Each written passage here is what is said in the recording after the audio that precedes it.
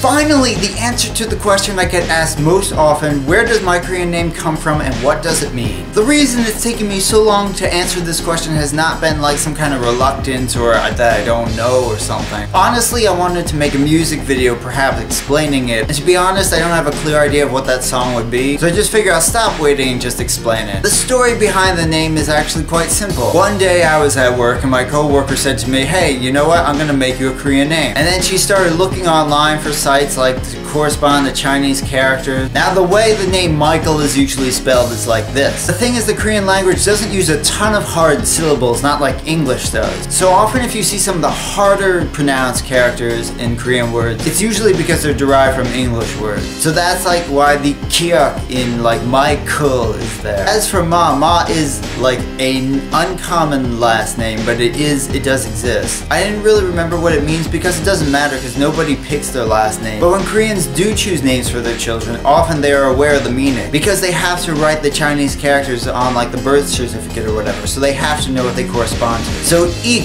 I know ik does exist in like some names, I've seen it before. It literally translates as benefit. Huh, I've actually not seen that in people's names, but I guess maybe it exists. Because its Chinese character does mean to spread something. So ik hu means kind of like to spread some kind of benefit. The thing is, Koreans often find the spelling funny. I can kind of understand, but you know, I'm not really in on the joke because I'm not used to every kind of variation of Korean names and how rare this would be spelled. You know, I can appreciate why they find it's funny, I just don't personally get the joke. Anyway, I love the fact that people really kind of like the name and that they think it's really clever. I wish I could use it as like my official YouTube name, but unfortunately YouTube names can only be in English and I picked the stupid Fool Man. I hope you appreciate those answers because I know you've been waiting a long time for them. Ask me any more questions if you want me to make more like personal explanation videos. So that's my name and that's why I put it on a shirt.